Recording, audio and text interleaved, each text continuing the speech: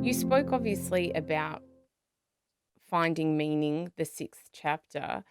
Can you talk to us in depth about that new chapter and how important it is?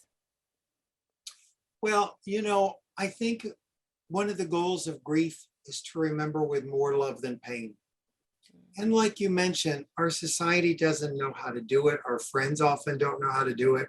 If it didn't collectively happen to everyone there, you wouldn't know how to support a friend or how to support yourself. So that sixth stage to me really helps people find a way to deal with their pain, to understand the reality that, you know, our grief isn't going to get smaller. We've got to become bigger. Yeah. And to me, meaning is how we become bigger. And it looks differently on everyone. Some people think of meaning, oh, that means you're going to start a charity or a foundation. It doesn't have to be those big things, it can be little small moments. Like, this is a meaningful moment you and I are having. Can we just name these meaningful moments and define meaning in the littlest things? It can be a meal you have with a friend when you talk about your loved one who died. It can be listening to music in their honor. There's a million little things that can be so meaningful that we don't know how to take them in. No one's taught us how to do that. And once again, I always want to remind people, when I'm talking about meaning, I don't mean pouring pink paint over, the pain.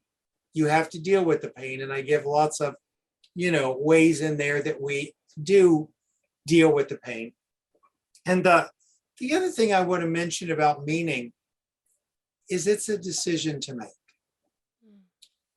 A friend called me maybe a month or two after my son had died and said, I know you're drowning and you're going to be drowning for a while. And at some point, you're going to hit bottom. And when you hit bottom, you're going to have a decision to make. Do you stay there or do you push off? And I pushed off. And it really helped me to know, I didn't do it right away, but to understand we all have that decision to make. Life can be brutal and losses are tough. And obviously, with COVID, they're just not, the loss of a loved one through death. They're also the loss of the world we knew. There's divorces that happen. There's relationship. There's job losses. We're losing businesses and restaurants and tons of losses. And that through all that, we subtly, each time, have to make a decision. Do we continue living? And it's a powerful thing to consider. It's so powerful. David, how did you push off when you were at your darkest moments after your son died? I was so lucky in my work that I've been lecturing for years and had, oh my gosh, people who have gone through enormous tragedies, 9/11, murders, divorces, horrible things, betrayals, just the worst things ever, come to my workshops and want to learn how to help other people. And it's just, I thought back on all of them, and they were my beacons that we can survive.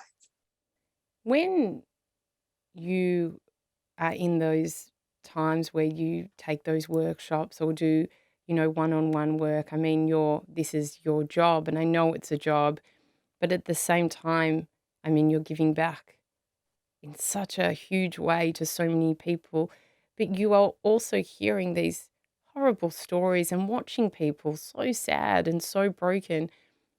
How do you deal with that in your everyday life when you're, in bed at night and it's dark and you're thinking back to the day and the couple that lost their young child or any other big emotional breakups that have happened? Well, I've had to learn empathy and boundaries. And I have learned when someone comes in my presence or in my presence, even on Zoom, I see them and I see their grief. Mm. And when they walk away or when the Zoom ends, they take their grief with them. And I send them so much love and so much healing. But I know their grief is not mine. I got my own. Yeah. So I've learned to not take on anyone else's grief.